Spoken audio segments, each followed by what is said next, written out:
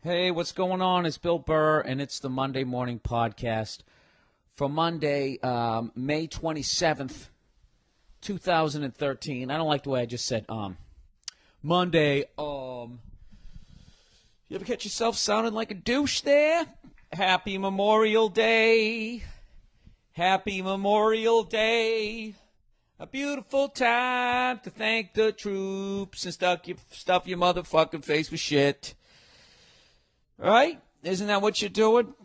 Let's all have a moment of silence for everyone who made a sacrifice for this country. All right, let's go stuff our faces. Right? Isn't that what every fucking holiday is?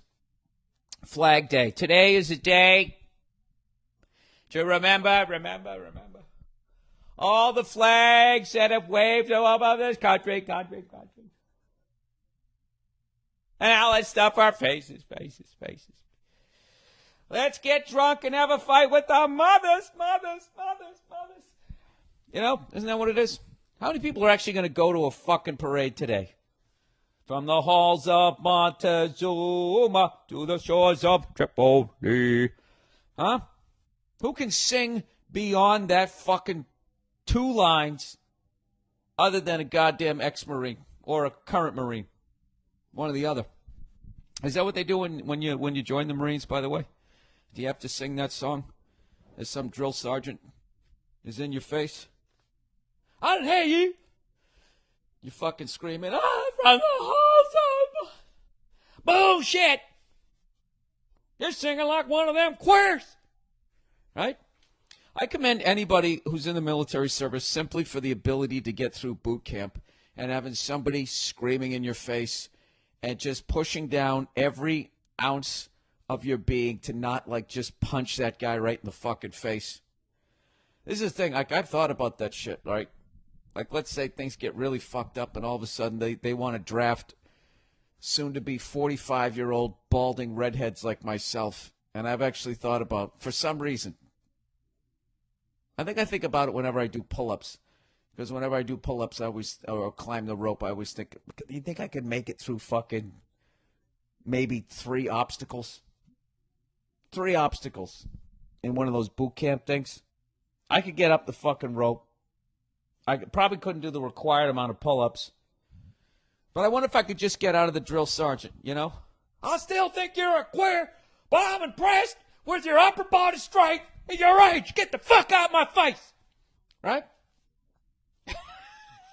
Could I at least get one of those? But my thing is, if someone was screaming in my ear like that, like I got tinnitus or tetanus, however the fuck you say it, I have it in one of my ears. So if the guy's screaming in my ears, I'd have to be like, Yeah, excuse me. I'm not trying to not be Marine-like, but I just want to let you know that I played a lot of drums, and my ears, they're very sensitive. If you could just, you can continue with the insults. I'm not trying to tell you how to do your job, but if you could just somehow bring the volume down. you know, and then immediately I'm piled because everybody else has to start doing push-ups. Is this quiet enough for you, Private Burr? Look at the rest of your platoon. Sitting here doing push-ups because you don't want me to yell too loud. Just exactly how quiet do you think war is? You red-headed, freckled fucking faggot, right? Isn't that what they're going to say to you? It's always the homophobic shit. Isn't that what they come at you with? Huh? I bet you're sucking dick. Right? You know what? I actually shouldn't say any of this because I have no idea what they say to you other than what I've watched in movies. You know? So anyways, happy Memorial Day. A beautiful time to thank the troops and stuff your fucking face with some shit. That should be the official Memorial Day. I think the only people who truly appreciate it are people who have actually served and know people who have served. You know? That would be my... Really, Bill? Do you really think that the people who are closest to it appreciate it the most? What other groundbreaking things are you going to say on this podcast? Oh, I know. I know I'm a moron. All right? Can you just let me have my moment? Can you? Well, all right then. I'm in New York City right now. I'm in my old apartment. Lonely as shit. I don't know how I used to do this as a single man. You know? Although I have to tell you, it's, you guys know the comedian Ted Alexandro? If you don't, you should. He's one of the best fucking comics out there. He used to have this great joke. I'll just do the gist of it because I don't want to fucking burn a joke. He used to just say that basically, it was essentially that, you know, being single, it sucked at night because you were lonely, but it was great for the rest of the day. I can't say I'm feeling that, but I have to concur with that joke that at nighttime when you fucking go home by yourself, that's when it gets to you. I think because when you wake up in the morning, you have errands to run. I'm going to go to the gym. You know, there's hope. That's what it is. There's hope that you're going to find somebody. You know, when at night, all that hope is gone. And it's just you, a pint of ice cream, and a slice of pizza. You know, slowly crying crying softly as you're chewing, getting down to the crust.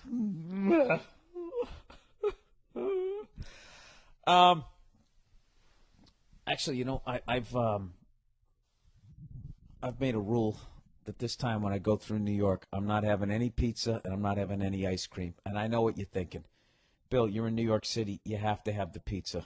Okay? Well, I'm going to tell you what I've had enough New York pizza to last me a fucking lifetime. First of all, 90% of New York pizza sucks a giant pizza cock because it doesn't make any sense. Doesn't make sense.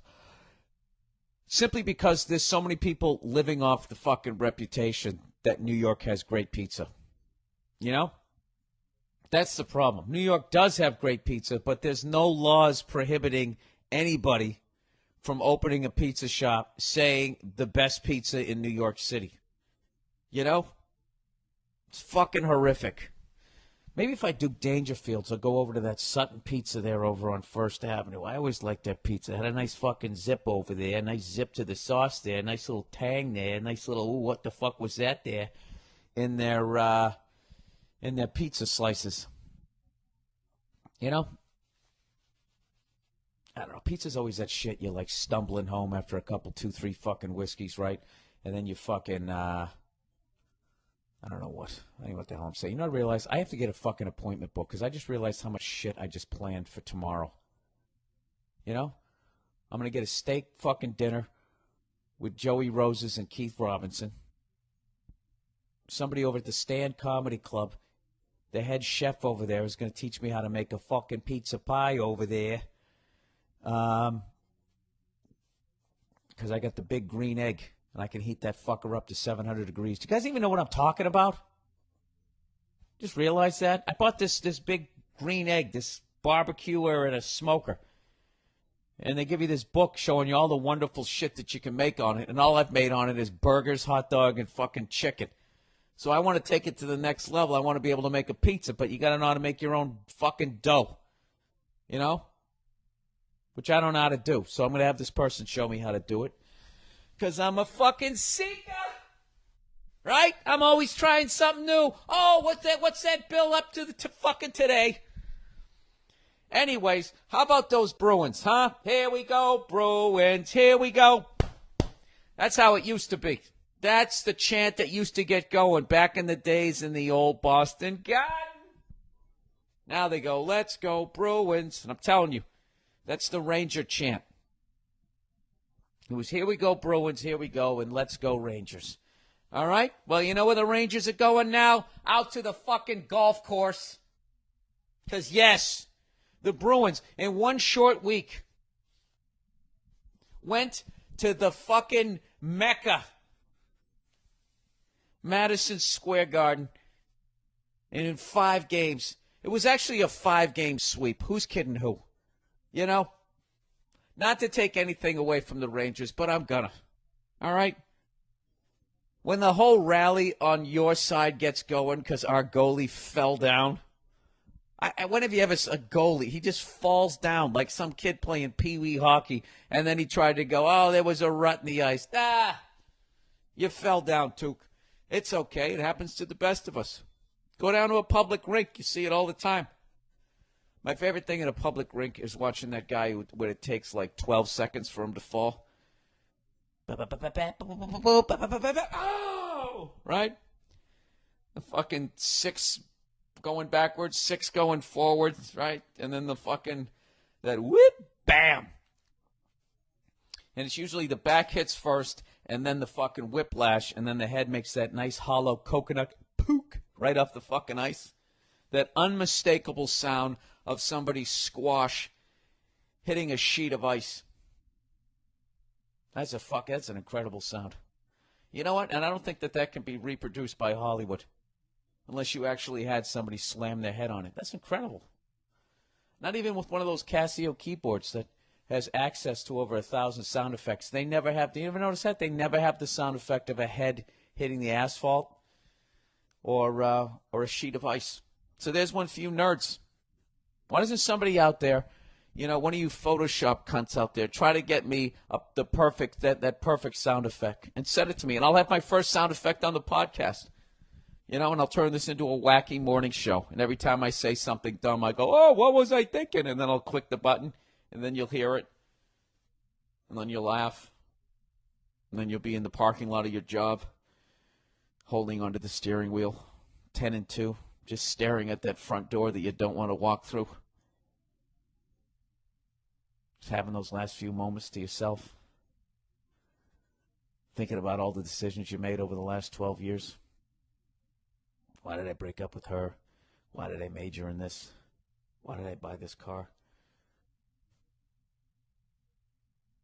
Why can't I feel feelings anymore?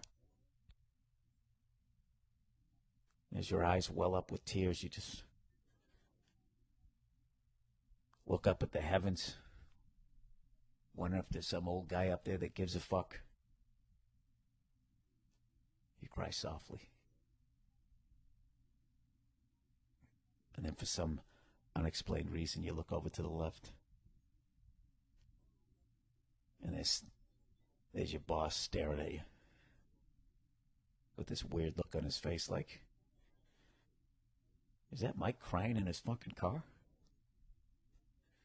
So you quickly try to play it off like you sneeze. You take a big, deep breath, and you push all those fucking feelings down. You like it, and you get out of the car. Hey, boss, how you doing?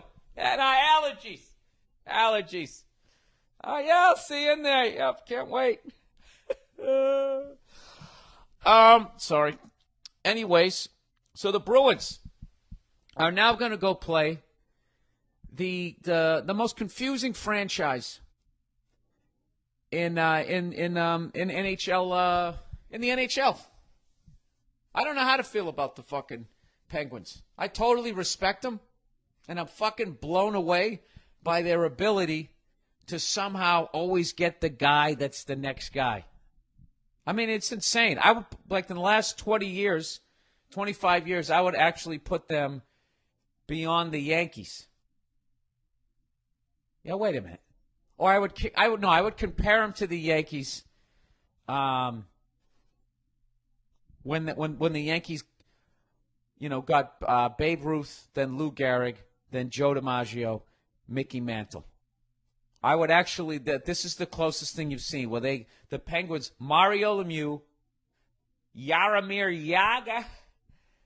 Jagr, Sidney Crosby, and fucking Geno Malkin. I don't know how to say it. And Genny. I don't know how to fucking say these hockey names nowadays. I used to be Jacques. All these French fucking names. That was easy, right? Michel Goulet. Shoots, he scores. 1, 2, 3. Fucking 4 absolute snipers. I mean, unbelievable fucking top-notch goddamn players. It's incredible, right? They have that, and then on the other side, right? And then whenever they get hit, they're like, Mario Lemieux's like, if people don't stop cheating, I'm not going to play anymore, right?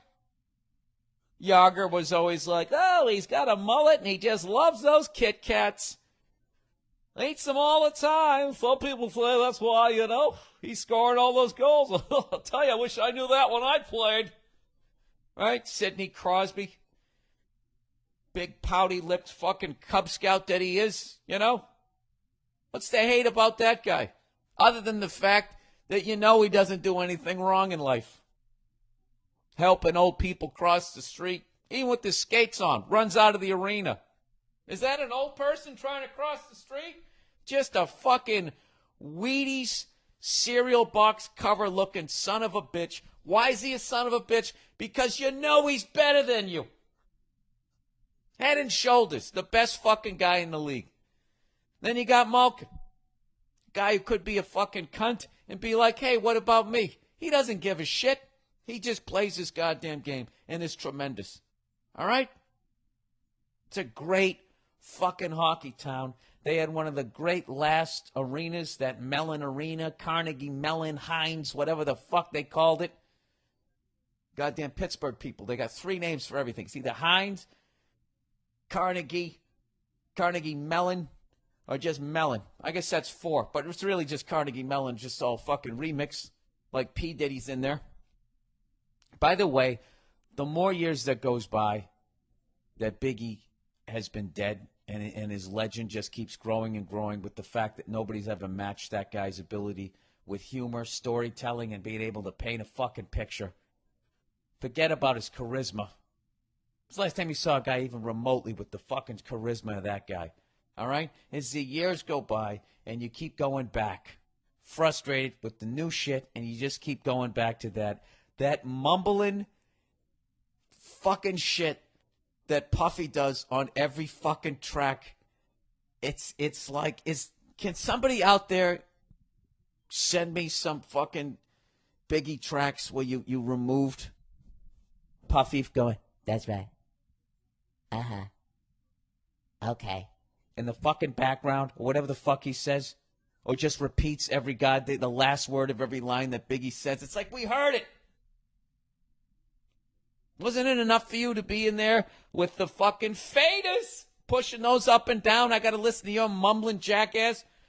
I tell you, one of the worst fucking rap songs ever was when he and that other mumbling jackass, Mace. Tell me who's hot, who's not. Tell me who's got it. You know what? Tell me which one of you is fucking rapping, because I can't tell the. Why am I this upset? Anyways, let's dial it down. Let's dial it down. Let's get back to the fucking. That's right. Okay. Uh-huh. I'm agreeing with him. Fuck. So that's one side of the Penguins. And then on the other side of the Penguins, and Crosby bitch moaning and complaining. Mario Lemieux bitch moaning and complaining about the thuggery, the cheating, and all that fucking shit. And then, like, right in their own goddamn locker room, they have had the exact same thing where you had the Ruth DiMaggio, Mickey Mantle, Lou Gehrig. They've had that of the fucking biggest goddamn knee breakers, cheating sons of bitches ever. I have this love-hate with the Penguins. I love them because I respect the franchise, and I hate them because, not because they have these cheating cunts that fucking just go out there and try and end people's careers. It's the fact that they then have the balls to bitch. That's the kind of hockey the Islanders are going to play. I mean, I don't even know why we're even in this league. Meanwhile, you got fucking Matt Cook. In 35 years of watching people play hockey, I've never seen a guy check somebody in the boards and accidentally completely sever the guy's fucking Achilles tendon. How does that happen? I don't know. They say it was a fucking accident, and if it was anybody else, I would have believed it. You know what the sad thing about Matt Cook is? Is the guy can actually play. He's a fucking great player. And he's definitely toned down his shit, but I mean, I can't ever forgive the guy because he ended Savard's career. Guy's on a follow-through of a fucking shot. Could not be more vulnerable. And you come by at 30 miles an hour and hit him with that plastic shoulder blade pad, which is like hitting somebody across the jaw with a fucking wrench, and you end his goddamn career. Unbelievable. So this is going to be a brutal series. The only fucking weak part I can see on the Penguins is they have shaky goaltending. But just their offensive power. I don't know. My heart says Bruins, but if I was putting money on it, I mean, I would say Penguins in 6. I know there's a lot of Bruins fans. Dude, what the fuck? What you fucking saying, kid? What you fucking getting all weird now that you're living out in fucking L.A., dude? No, I just watch enough hockey, and I've seen what the fuck they're capable of. Like, Sidney Crosby is literally unstoppable. You know? Unfucking stoppable. And if they just had one guy like that, you know, like the Capitals, and Ovechkin's nowhere near Crosby, although he had a great year. Now I'm going to have those guys fucking whining to me. Oh, great year, he won the scoring title. You know, if you just fucking had him, but the fact that you have all those other guys, you know, Malkin and all those guys, I don't know. It's going to be fucking, I don't know how you know what, I'm calling it right now. We're going to play the trap. We're going to try and play that boring-ass fucking hockey, and it's going to kill me. I'm going to have to watch because it's my team, but I want, before anybody sends me the emails, no, I don't enjoy watching it, even if we win a game. I don't like it because I really enjoyed watching the Penguins-Senators series, even though that one last game that 7-goal game was a blowout. Oh, by the way, once again, you know, a lot of people explained to me why there was such hatred towards Maple Leaf fans, Toronto in general, and all that type of thing. And everybody was saying that basically that's the biggest city in Canada, and that's where, like, all the media is. So because all the media is there, it's like everybody in Toronto then thinks the whole fucking country or the whole world revolves around them. I'm not saying it's true. I'm an outsider, but that's what they say. But it reminded me kind of like New Yorkers. You know what I mean?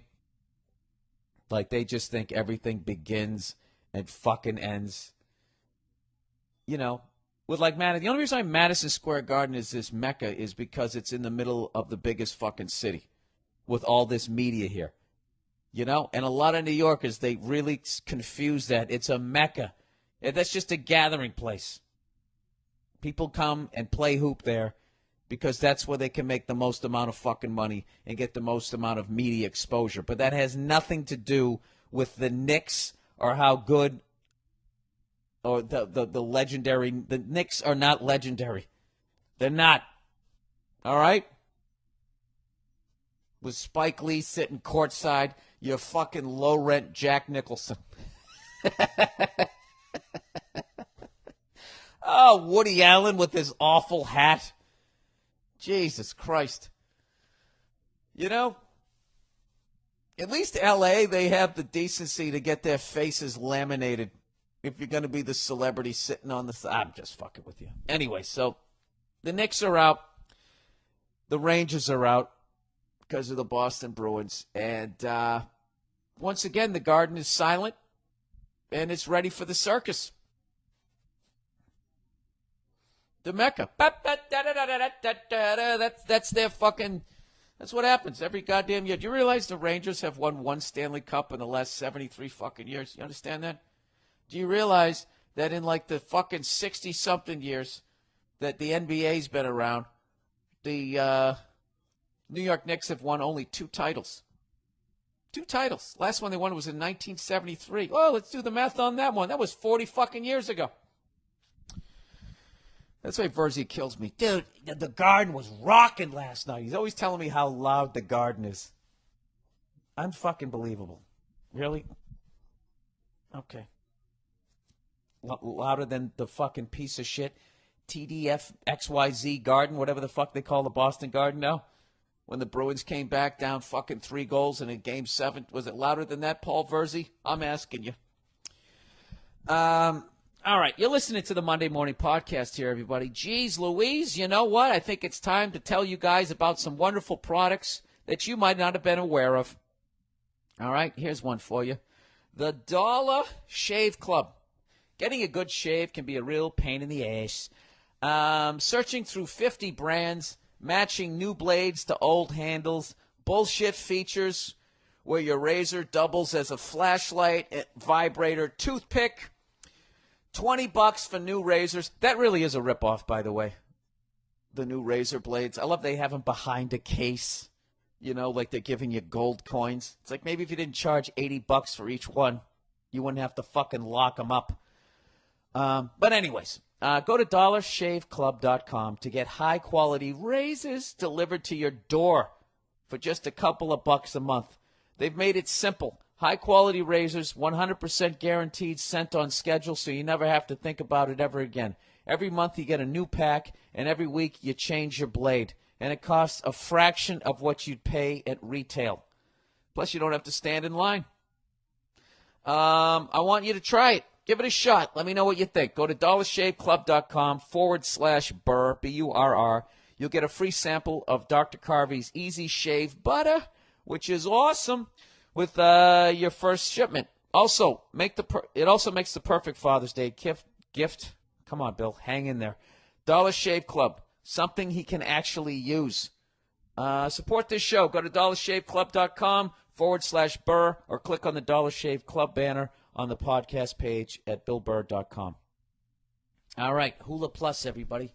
You've tried streaming hit shows on your PC on hula.com. Now it's time to start your free trial of exclusive content in your living room and on your mobile devices on Hula Plus. With Hula Plus, you get total control to watch thousands of shows whenever you want, wherever you want. Use Hula Plus on connected TVs, game consoles, Blu-ray players, Roku, is that how you say it? Apple TV, PC, or watch from anywhere on your smartphone or tablet on demand at all times. Even on a plane? Can I do this on a plane? Anyways, and with Hulu Plus, you can binge on full seasons. Watch your favorite current shows and even full series runs of classic TV shows. It's endless. Actually, you could do this on a plane because now you can get Wi-Fi. God damn it, this is unbelievable. We're in the future here, everybody. They've got Community, Modern Family, South Park, SNL, Monday Night Raw, The Man Show, Jimmy Kimmel, Family Guy, and more. Feel free to check it out in your own time. Hula Plus is only $7.99 per month. But right now they're offering an extended free trial of Hula Plus that is only available to podcast listeners. Take control of your TV watching experience. Go to the podcast page at billburr.com. Click the Hulu Plus banner for an extended free trial, or go to huluplus.com/Bill. Again, the Hulu Plus banner on the podcast page at billburr.com, or go to huluplus.com/Bill. And we got one more for you. eVoice, everybody. eVoice is the reason you're going to make more money in 2013. When your customers call, you'll have your own toll-free number, professional greeting, dial-by-name directory, and more. You'll sound like a Fortune 500 company and blow away your competitors. eVoice lets you give out one number that rings wherever you are, the beach, the bar, doesn't matter. You'll sound like you're at the office. You got to go to eVoice and use the promo code BILL. eVoice takes all your voicemails, transcribes them, and sends them to you instantly as a text mail. So you can check your voicemails before the meeting ends and not even look rude. eVoice is only $10 a month. Right now, listeners to my podcast get a free trial of eVoice for 30 days. So check it out. Stop what you're doing, hit pause, set up your eVoice free trial, and see what I'm talking about. It's a great way to support my podcast and an easy way to make more money this year. I hope you guys all do it. Go to eVoice.com, promo code BILL. That's eVoice.com, promo code BILL. Or just go to the podcast page, billburr.com, and click on the eVoice banner right now. All right? There you go. See that? Helping you shave better, helping you watch TV better, helping you get your fucking business going. You know? I'm hoping you leave me behind. Someday I'll be reading an ad for your company there. Hey, let's keep talking with the sports here. All right, who's kidding who? I don't watch that much NBA hoop. I don't. I like it. I know I shit on it a lot, but I got to tell you, that Dwayne Wade flying fucking elbow. All right, now it did look like he was trying to leap over the guy, but at the last second, there was no fucking reason to do what he did. It was like a wrestling move. And I know it's debatable, but what killed me was Reggie Miller and the other commentator, or Steve Kerr, immediately, the first reviewing of it, just go, yeah, that wasn't intentional at all. That, It's part of the natural bodily movement when you leap into the air, like one of your elbows just sticks out like that to give somebody a forearm shiver. He fucking gave the guy an impromptu flying elbow. That's what I think. He leapt in the air, because they were kind of crossing over each other in a weird way. He jumped over the guy and was like, oh, there's his head. Yeah, how about fucking right there, Fred? How do you like that? He gave him one of those. The guy collapses in a fucking heap, although I heard he's known for flopping. But it just killed me that just automatically just, holy shit, look at that elbow. Oh, wait, that's one of the superstars of the league. I don't think that there was anything premeditated. There was no malicious act. It's ridiculous. If that happened to Dwayne Wade and he went down, I swear to God, both of them would be like, that right there, that's the kind of thing that just does not belong in this game at this level or at any level for that matter. There's kids at home watching this game. That's just, look at that. Let's watch this again. That's just disgraceful. That's just premeditated. I'll tell you, the league's got to take a look at this, and I would be really surprised if that gentleman was playing in the next contest. Fucking superstar does it. He didn't mean anything by that. He's kind of, he was in the air. He had to flap his wings like a bird. He doesn't have any feathers, so he's got to tuck his hands back towards his torso. It's very normal right there. That's it. That's all I know about hoop this week. Other than I'm pulling for the Pacers. Who else is playing? Who's out in the West? You know what I love? I love the Spurs and their white guy basketball that they play. I absolutely love their fundamentally sound pick and roll, fucking kiss it off the glass, I can't jump either game that they play. It's tremendous. There's not a lot of white guys out there doing it, but when I watch the Spurs play, it looks like 5 white guys playing pickup at the Y. And it's effective. I don't know how they do it. So who are they playing? They're playing the Grizzlies. I don't give a shit. I'm just so elated that the Lakers aren't in it. So fucking elated. Absolutely love it. And I hope Dwight Howard stays with the Lakers the same way I have enjoyed, what's his face? Alex Rodriguez staying with the New York Yankees. Alex Rodriguez is my most favorite Yankee of all fucking time. As they try to shame him out of town. And he's just like, you want me to sit down in a playoff game? I don't give a fuck. I'm not leaving that contract. Go fuck yourselves. I'm staying. I love it. I absolutely love it. I actually watched a really disturbing YouTube video last night. I'm trying to think of how the hell I got there. I was watching animals. And I was watching these 2 little fucking weird things. They can't see that well.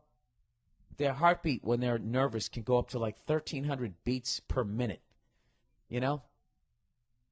Like somebody trying to win one of those fastest hand single-stroke roll drum contests. They can beat them with their heart. They can't see that well. And I don't know. They have to live meal to meal. Their heartbeat's so fucking fast that if they miss a meal, they could actually die. A sleuth, a sloth, I don't know what the fuck this thing was. But all I know, they don't see that well, and they 2 of them don't see each other till they literally run into each other. I gotta find this fucking video.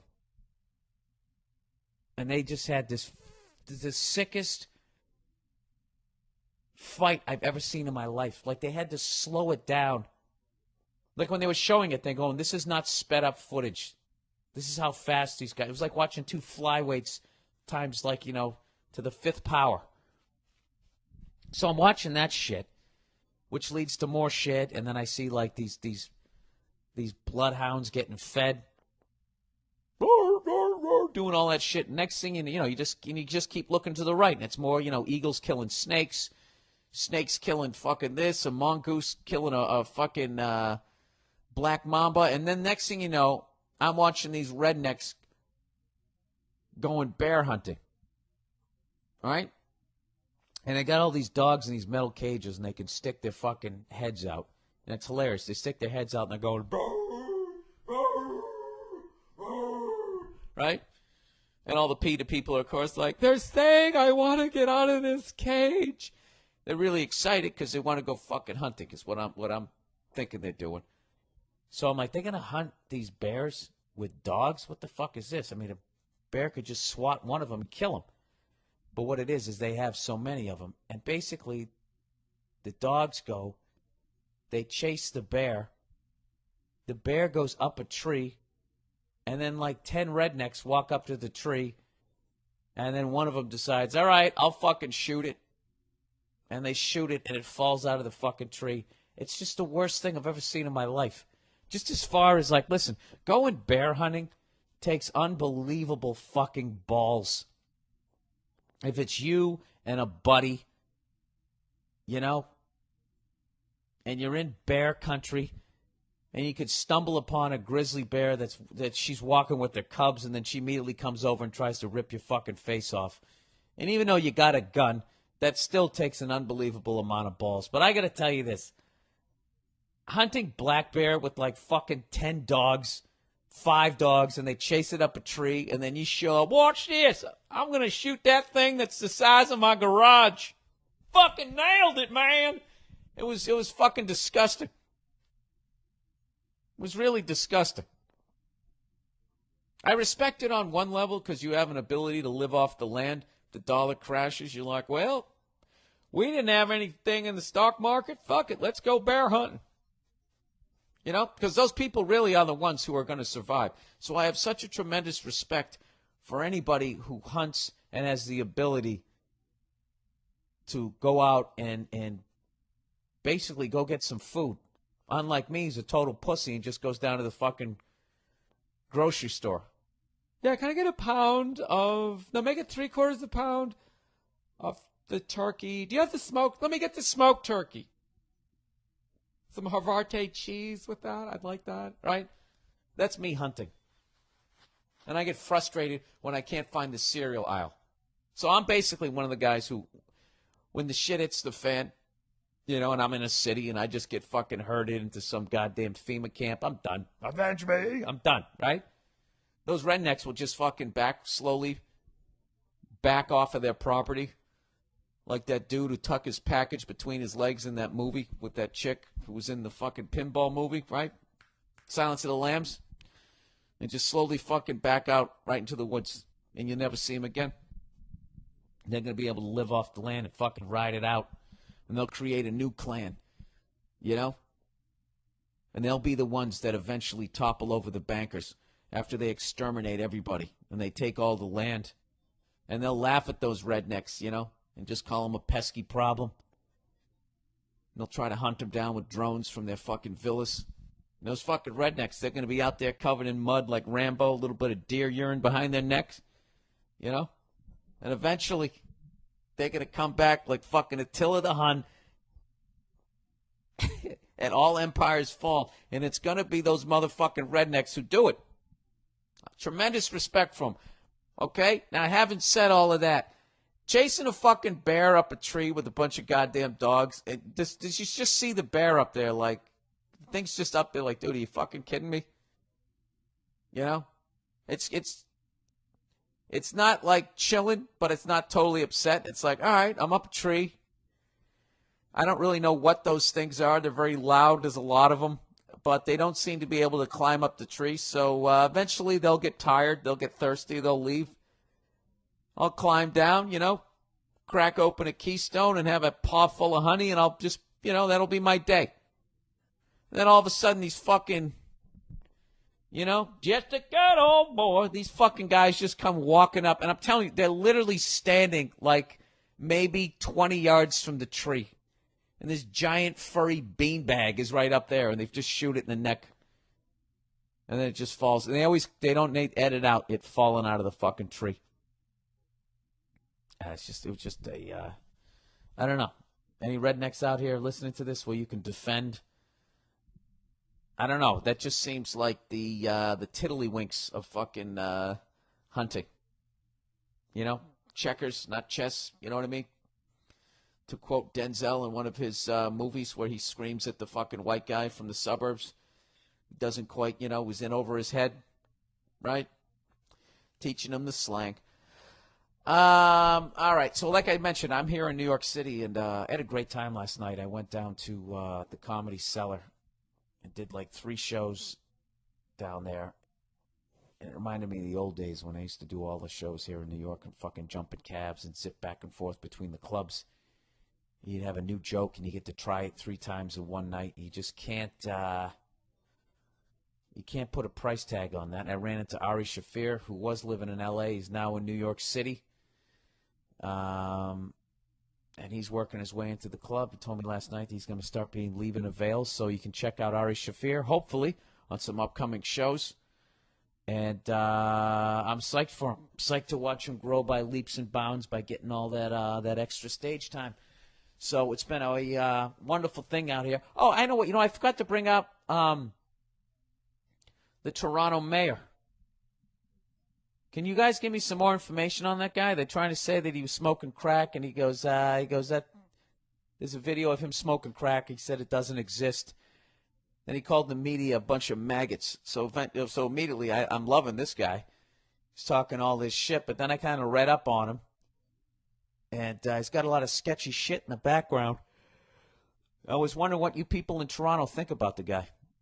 Or in neighboring cities. Do you think he is a piece of shit? Do you think the media is a bunch of maggots? I don't fucking know. Let me know. Anyways, here we go. Bill, as a Penguins fan, I have to ask, do you endorse the Bruins PA announcer going, woo, after goals? If so, what is wrong with you? I have to admit, I hated it when I first heard it. I hated it. Absolutely fucking hated it. And but I've come to an acceptance, that the Bruins aren't mine anymore. I'm an old man now, and it's on to the younger generation, and this is how they're doing it. And I got to admit, now when I watch the games, it's the playoffs and they score. I'm so fucking excited that when the guy goes, woo, I fucking do it too.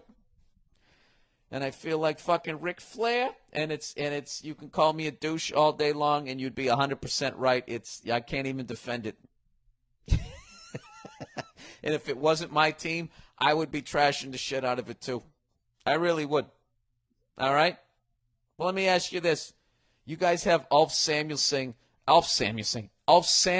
in your Ring of Honor. Okay? Let me ask you, what's worse?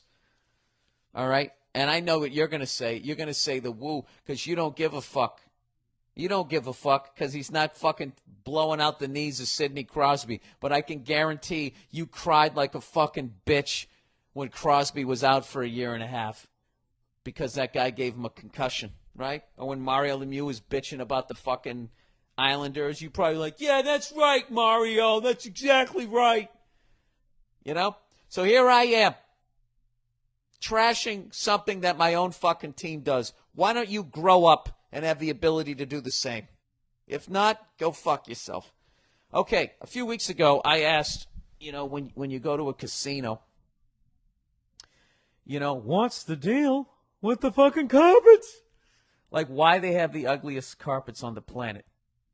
My theory has always been a casino is so goddamn big, the amount of money that you will save by buying the ugliest fucking carpet on the cheap. That's why you do it. When you literally, how many square feet is like, the Mirage? How many square feet is the fucking Bellagio and all that? I mean, it has to be, I have no idea. I have no fucking idea. 1 million square feet? I have no how many trucks have to pull up with that goddamn carpeting? So that's why I thought that it was always ugly carpeting. So here's some theories that people have said to me. Hey, Bill, wanted to let you know in response to your May 20th podcast, from having worked in the casino industry, I've heard the reason the carpets in the casino are so vomit-inducingly ugly is so people will avoid looking at them and instead look up at all the slot machines, restaurant signage, merchandise, and whatnot. It's a psychological manipulation to focus your attention where they want it. There's also usually a confusing pattern to the carpet. There's also usually a confusing pattern to the carpet design and overall structural layout to the place to make you subconsciously wander around and put your money into something rather than having any clue where an exit might be or how much time has passed. I agree with that. I would agree with the second half. The first half, I don't know. How long would you stare at carpet? You know? Like, God, look at the fiber. Look how beautiful that carpet is. I would actually think at this point, if you had a beautiful carpet, like a nice fucking electric blue, you know, letting people feel like, oh my God, something exciting is going to happen here. You know, maybe something peaceful. You'd be a little more relaxed when you fucking walked in there. Then you could look around at the whores. I don't know. But as far as like having a confusing pattern and a weird structural layout, I mean, if you've never been lost in a casino, you've never been in a casino. What you end up having to do is you got to pick you got to start memorizing where the restaurants are. Like there's where the sports book is, so I know the elevator is to the right. But if you start cutting through slots and you're like fucking, oh, another Jack Nicholson reference, him in The Shining in the end. Wendy! As you're going through all those hedges, you're not. Like I'm surprised you don't see somebody sitting on the ground like dead with an axe in their hand. Not frozen, but you know, yeah, frozen like those people you pass when you're trying to get to the top of that mountain there. Mount Everest, right? Over there in the Himalayas. Is it in the Himalayas? I have no idea. Here's another theory somebody has. The strange pattern on the carpeting on casino floors is so if you drop a chip, you don't hear it hit the floor. And the crazy colors hide the chips if you're looking for them. I don't buy that one either. That just seems like a fucking long way to go to try and make some money. You're already playing a game where the odds is so in favor of the casino. They don't need to be crawling around the floor afterwards vacuuming up chips. I wouldn't go with that. Somebody else said that the reason that they have it is because it's easy to clean up puke stains. I don't know what it is. But please bring me more theories to that because I find it fascinating. There has to, out of everything that I just read there, I believe it's a confusing pattern, and it adds to the confusion of trying to get the fuck out of there, and then you just next thing you know you're playing a game. That one seems to make the most sense to me.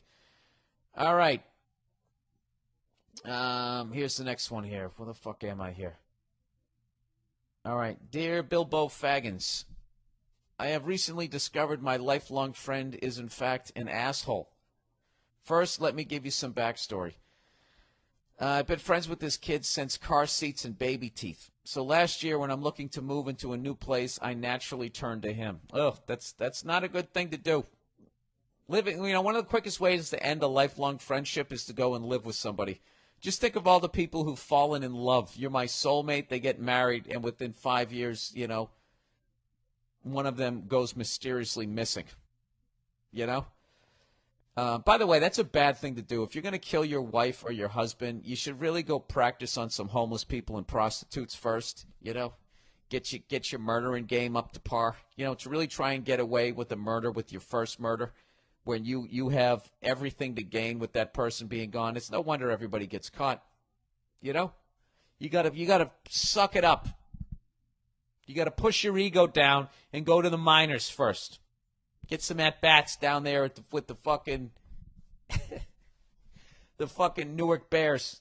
Take a couple of pokes, Get out there, shake the rust off. Sorry. Anyways, so he goes, last year I decided to move into a new place. So when I'm looking to do that, I naturally turn to him. He was living on his own with his cousin and was happy to move in with me. Now, since I have known him so long, I know his tendency to be a slob. I discussed this with him before we moved in and let him know I could only tolerate so much uncleanliness. He responded back in kind and agreed. Now, flash forward to after I move in. I wake up in the middle of the night to snoring that can wake the dead. I do what any normal person would do and go out and ask him to do something since it was keeping me up. The kicker is he wasn't even in his room. He's laying on the floor in the living room. So I wake him up and ask him if he could either A, stop snoring, or B, go to his room. This elicits no response from the beast. He attempts confrontation and finally relinquishes to his room. Yeah, this guy's he sleeps pretty hard. He goes, this has happened on and off now for the past year. Usually he just gives me the finger now. Just gives me the finger now when I wake him up for snoring. Clearly, I get the impression that he only cares about himself and gives two shits about anybody else. There's other things like him not cleaning up after himself, not caring for his pet, and some smoking habits that are less than appealing. I'm willing to compromise, though, but he just makes no effort. He refuses to address any of it. He always says he thinks of me as family, but I don't imagine anybody treating their family like this. Actually, that's exactly how you treat family, because you know they're not going to leave you. So he goes, so now I'm moving out, and I haven't told him this is the reason. So Bill, what do I do? Do I tell him he's an asshole and tell him to kick rocks, or just forget about it and let bygones be bygones? You just forget about it, dude. All right? Because this guy was your best friend until you lived with him. Just feel bad for his future wife. And this is the deal. One of these days, he'll bring up you guys living together, and you'll just laugh about it and just be like, dude, I left because I swear to God I was fantasizing about going out into the living room and chopping your fucking head off, or just fucking stuffing a chloroform rag in your goddamn mouth. And you can just laugh about it. But to right now, with how upset you are at him, it's going to affect your friendship. If you're done being friends with the guy, I would bring it up now. But if you're not, then I would just I would use that story to get laid. That's what I would do. Because it'll be a funny story, and as you're telling the funny story, the woman's going to be listening, being like, oh, my God, this guy's considerate. He picks up after himself. I have this unbelievable urge to suck his dick now. What is that? Why do I do that, guys? That's how I would use it. All right? And then whenever he brings it up, just laugh about it. That's like I lived with Bobby Robert Kelly, one of my best friends in the whole wide world. We almost killed each other when we lived together. Ba-do-ba-do-ba-do. Bo-bo-bo-bo-bo-bo, dude. I lived with him. And he was a fucking slob. And I was the fucking... I'm not even that neat. That's the thing. I'm not even that neat. Like, I don't make the fucking bed every day. I always have 3-4 days of clothes. But I get it to that point. 3-4 days, and then I pick up. I'm pretty good about doing the dishes.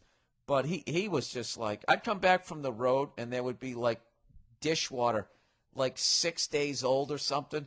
And there'd be, like, noodles from, like, the Chinese food floating in there. It was like, we didn't have any rubber gloves, and I'd have to stick my hand and reach for that plug.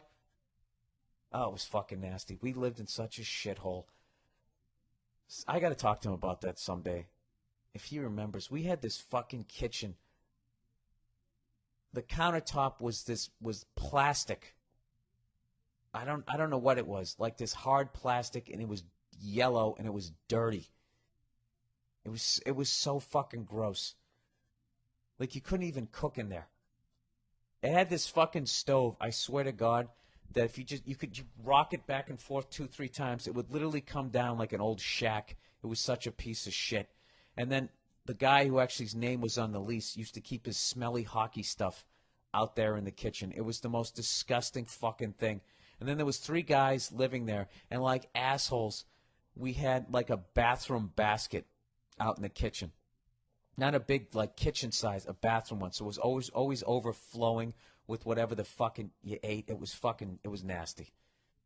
Ugh, that really just took me back to a bad period in my life. Although it's funny now. It's funny. Yesterday I was over with Bobby and his lovely wife, eating some dinner. She cooked a fucking tremendous meal. And we started laughing about the old days living together, right? And I'm still friends with them, And you know what I did? I addressed what a slob he was while we were living together, and we went like 6 months without even speaking to each other after we moved out. And you know what? You don't want to go through that type of shit. But we were both young and immature. Maybe that's where you're at. Maybe you got to go through it. I don't fucking know. Anyway, success story. Hey there, Billy Redface. I'll keep this short, but you gave me spot-on advice a few months ago about my cheating ex-wife, so I sincerely thank you. Well, you're welcome, sir. And if anybody's listening to this, know that I'm a fucking moron. So every once in a while, like, you play darts long enough, you're going to hit a bullseye. All right? But you guys listen to me and my advice at your own fucking risk.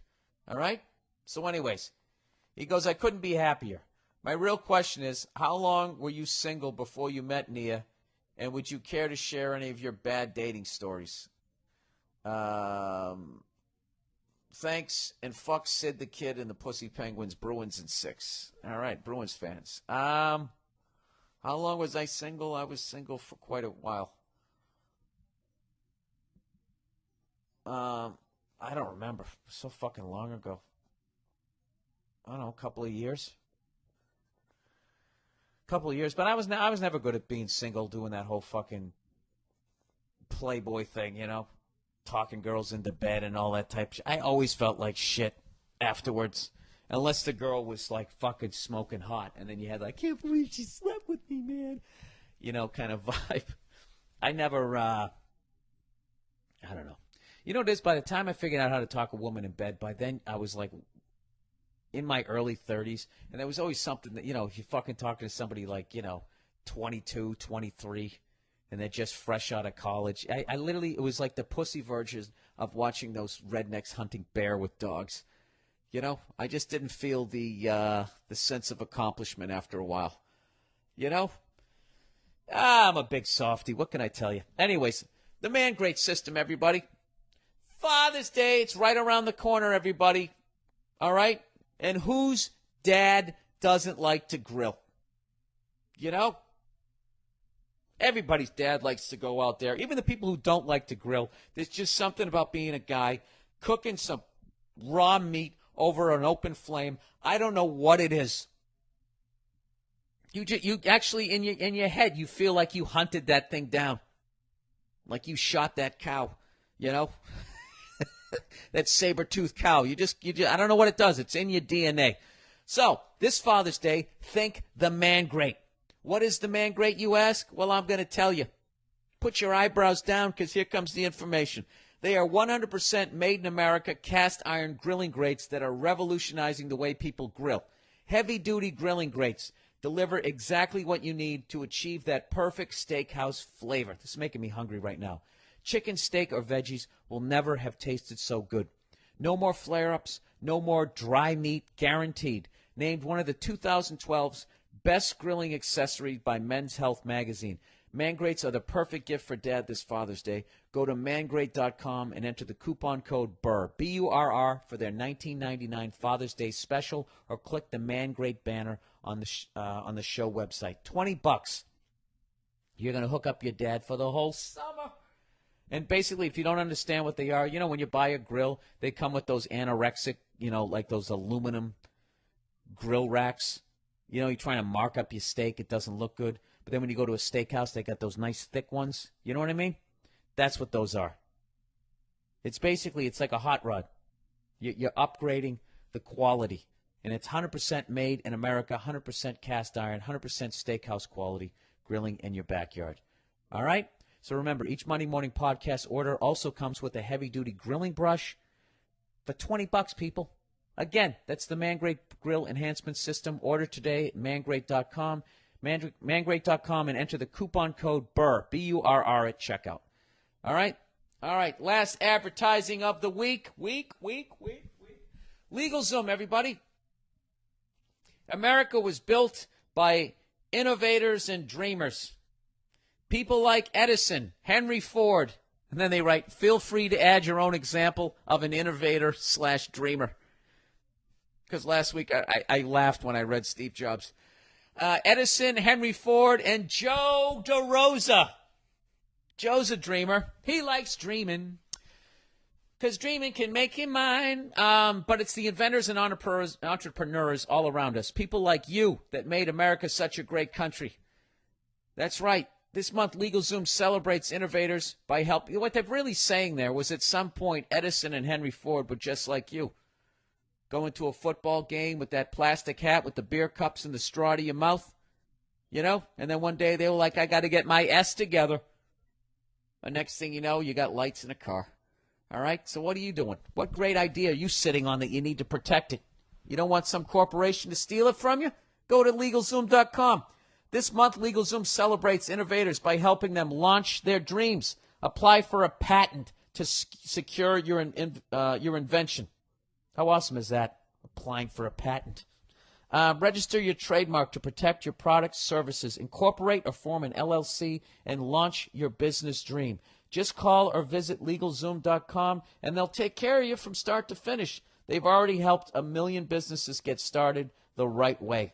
Okay? So if you got that great idea, okay, the first step towards your dream is going to LegalZoom.com and making sure that you're incorporated so nobody can sue you.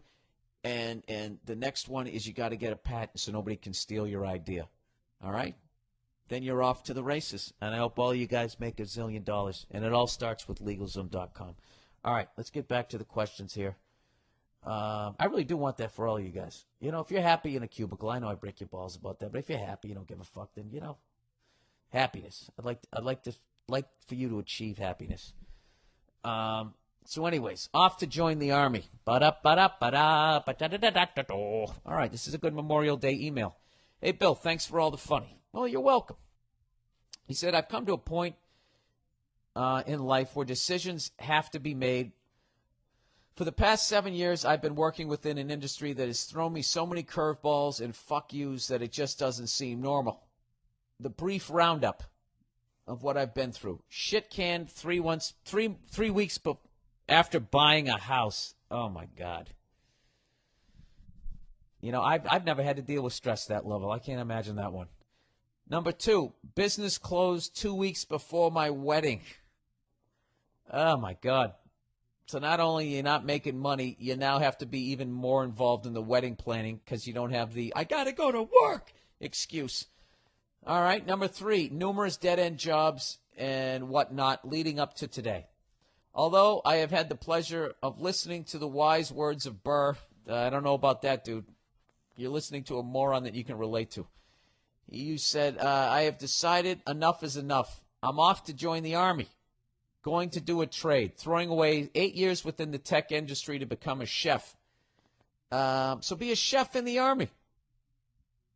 There you go. You just hang back and peel potatoes. That's what no, you're not even that. You'd fucking make that shitty Army food taste unbelievable. You know? Then you get fans within the Army. Then you come out. Don't blow all your money on hookers and all of that bullshit. Save all your fucking money. Be a chef in the goddamn Army, and then when you get out, you know, start your own restaurant. I'd experiment with food and find out what the average American likes. You know, you have a total, like, demographic right there, running the gamut. You got people from all 50 states. All right? And some of them know how to cook. Maybe the southern guy can teach you how to make some of that fucking barbecue.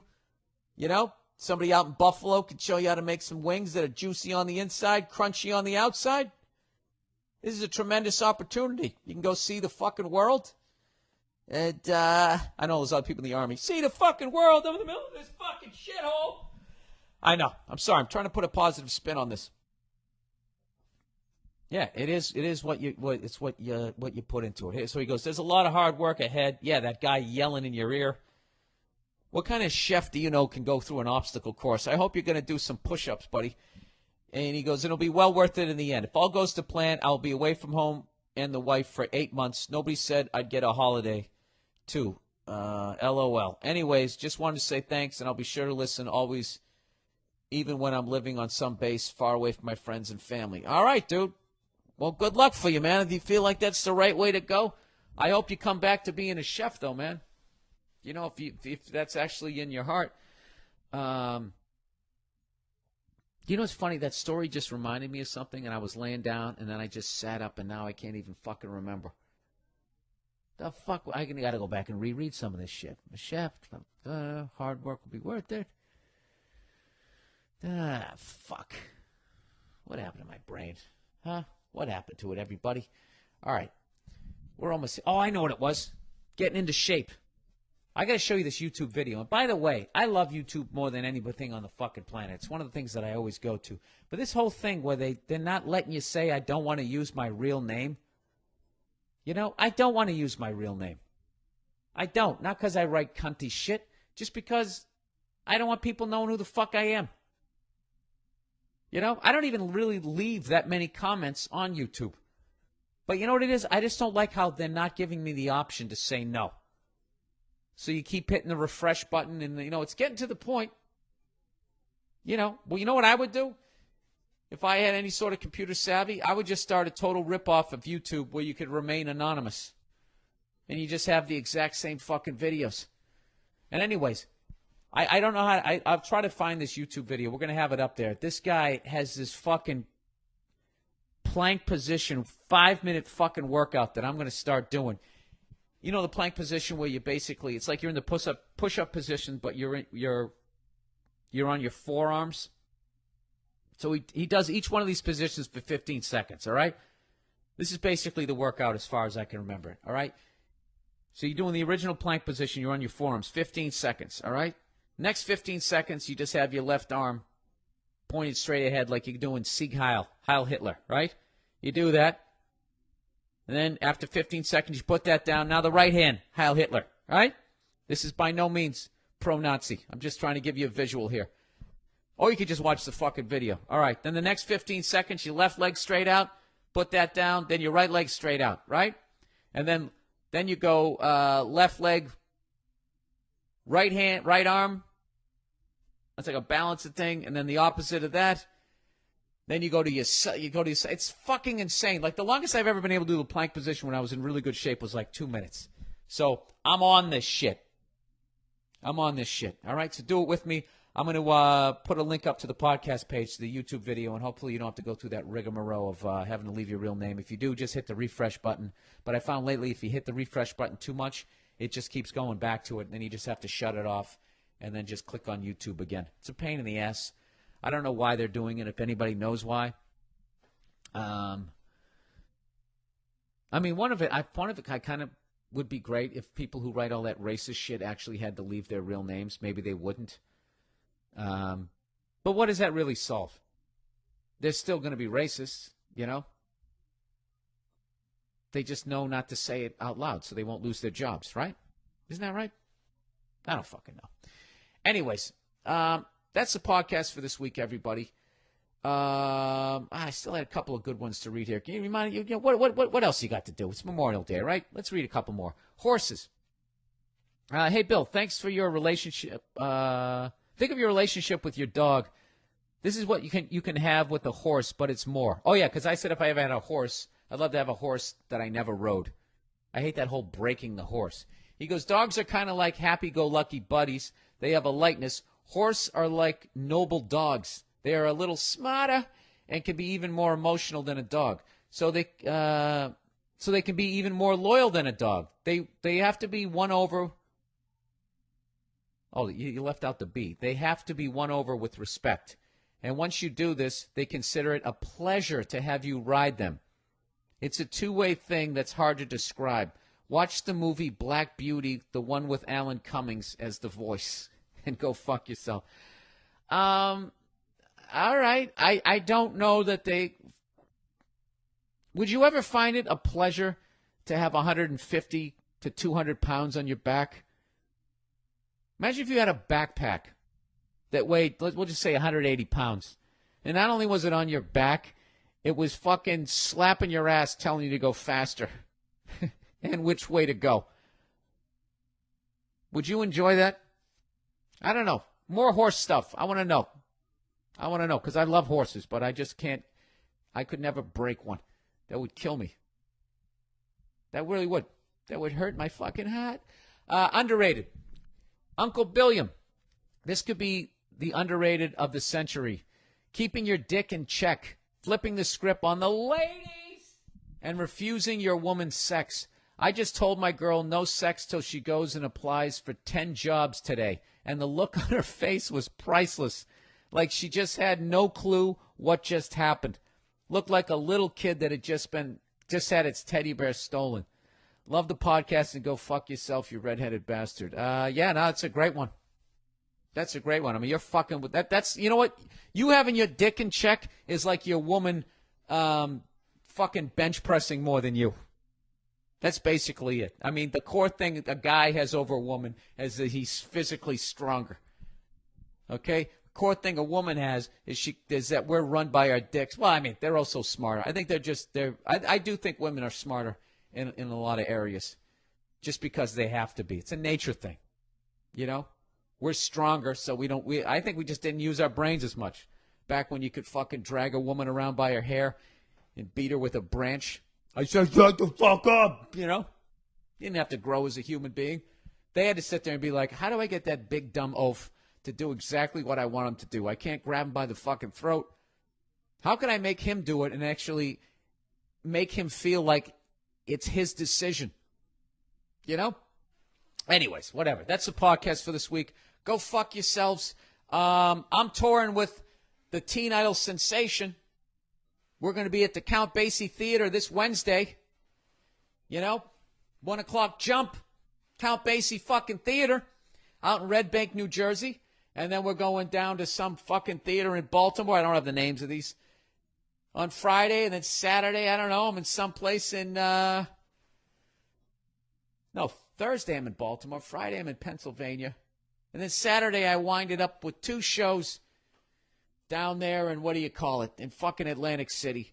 And tickets have been selling unbelievable. The best I've ever sold in my career. And I want to thank all you guys. It means the world to me that you guys are coming out to my shows. And I get to continue living my dream here. All right? So thank you for that. I always climb the rope. I always think, you think I could make it through fucking maybe 3 obstacles? 3 obstacles in one of those boot camp things? I could get up the fucking rope. I probably couldn't do the required amount of pull-ups. But I wonder if I could just get out of the drill sergeant, you know? I still think you're a queer, but I'm impressed with your upper body strength and your age. Get the fuck out of my face. Right? Could I at least get one of those? But my thing is, if someone was screaming in my ear like that, like I got tinnitus or tetanus, however the fuck you say it, I have it in one of my ears. So if the guy's screaming in my ears, I'd have to be like, Yeah, excuse me. I'm not trying to not be Marine-like, but I just want to let you know that I played a lot of drums, and my ears, they're very sensitive. If you could just, you can continue with the insults. I'm not trying to tell you how to do your job, but if you could just somehow bring the volume down. You know, and then immediately I'm piled because everybody else has to start doing push-ups. Is this quiet enough for you, Private Burr? Look at the rest of your platoon. Sitting here doing push-ups because you don't want me to yell too loud. Just exactly how quiet do you think war is? You red-headed, freckled fucking faggot, right? Isn't that what they're going to say to you? It's always the homophobic shit. Isn't that what they come at you with? Huh? I bet you're sucking dick. Right? You know what? I actually shouldn't say any of this because I have no idea what they say to you other than what I've watched in movies. You know? So anyways, happy Memorial Day. A beautiful time to thank the troops and stuff your fucking face with some shit. That should be the official Memorial Day. I think the only people who truly appreciate it are people who have actually served and know people who have served. You know? That would be my... Really, Bill? Do you really think that the people who are closest to it appreciate it the most? What other groundbreaking things are you going to say on this podcast? Oh, I know. I know I'm a moron. All right? Can you just let me have my moment? There, nice little tang there. Nice little, ooh, what the fuck was that there? In their pizza slices. You know? I don't know. Pizza's always that shit. You're like stumbling home after a couple, 2, 3 fucking whiskeys, right? And then you fucking, I don't know what. I don't know what the hell I'm saying. You know what I realized? I have to get a fucking appointment book because I just realized how much shit I just planned for tomorrow. You know? I'm going to get a steak fucking dinner with Joey Roses and Keith Robinson. Somebody over at the Stand Comedy Club, the head chef over there, is going to teach me how to make a fucking pizza pie over there. Because I got the big green egg, and I can heat that fucker up to 700 degrees. Do you guys even know what I'm talking about? Just realize that? I bought this big green egg, this barbecuer and a smoker. And they give you this book showing you all the wonderful shit that you can make on it. And all I've made on it is burgers, hot dog, and fucking chicken. So I want to take it to the next level. I want to be able to make a pizza, but you got to know how to make your own fucking dough. You know? Which I don't know how to do. So I'm going to have this person show me how to do it. Because I'm a fucking seeker. Right? I'm always trying something new. Oh, what's that Bill up to fucking today? Anyways, how about those Bruins, huh? Here we go, Bruins, here we go. That's how it used to be. That's the chant that used to get going back in the days in the old Boston Garden. Now they go, let's go, Bruins. And I'm telling you, that's the Ranger chant. It was, here we go, Bruins, here we go, and let's go, Rangers. All right? Well, you know where the Rangers are going now? Out to the fucking golf course. Because, yes, the Bruins, in one short week, went to the fucking Mecca,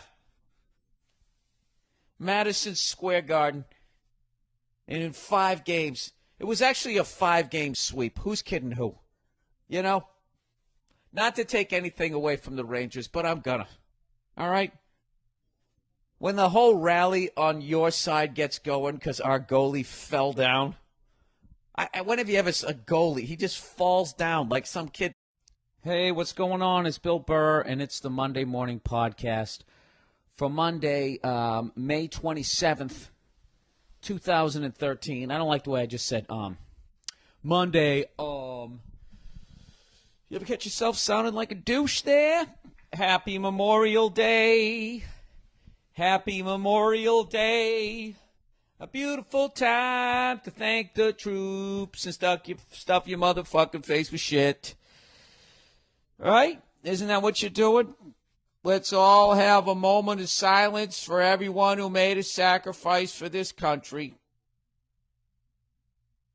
All right, let's go stuff our faces. Right? Isn't that what every fucking holiday is? Flag Day. Today is a day to remember. All the flags that have waved above this country. And now let's stuff our faces. Let's get drunk and have a fight with our mothers. You know, isn't that what it is? How many people are actually going to go to a fucking parade today? From the halls of Montezuma to the shores of Tripoli. Huh? Who can sing beyond that fucking 2 lines other than a goddamn ex-Marine or a current Marine? One or the other. Is that what they do when you join the Marines, by the way? Do you have to sing that song as some drill sergeant is in your face? I didn't hear you. You fucking screaming, I'm from the halls of bullshit. You're singing like one of them queers. Right? I commend anybody who's in the military service simply for the ability to get through boot camp and having somebody screaming in your face and just pushing down every ounce of your being to not, like, just punch that guy right in the fucking face. This is the thing. Like, I've thought about that shit, right? Like, let's say things get really fucked up and all of a sudden they want to draft soon-to-be 45-year-old balding redheads like myself. And I've actually thought about, for some reason, I think about it whenever I do pull-ups. Because whenever I do pull-ups, can you? Well, all right then. I'm in New York City right now. I'm in my old apartment. Lonely as shit. I don't know how I used to do this as a single man. You know? Although I have to tell you, it's, you guys know the comedian Ted Alexandro? If you don't, you should. He's one of the best fucking comics out there. He used to have this great joke.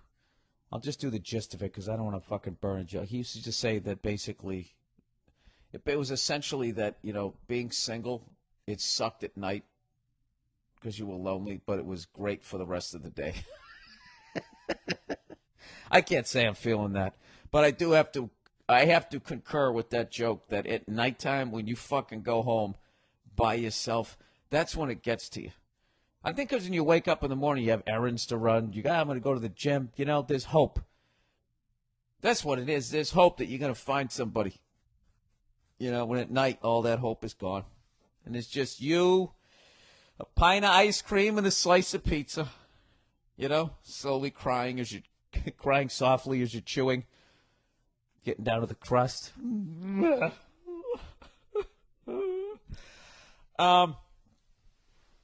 Actually, I've made a rule that this time when I go through New York, I'm not having any pizza and I'm not having any ice cream. And I know what you're thinking. Bill, you're in New York City. You have to have the pizza. Okay? Well, I'm going to tell you what I've had enough New York pizza to last me a fucking lifetime. First of all, 90% of New York pizza sucks a giant pizza cock because it doesn't make any sense. Doesn't make sense.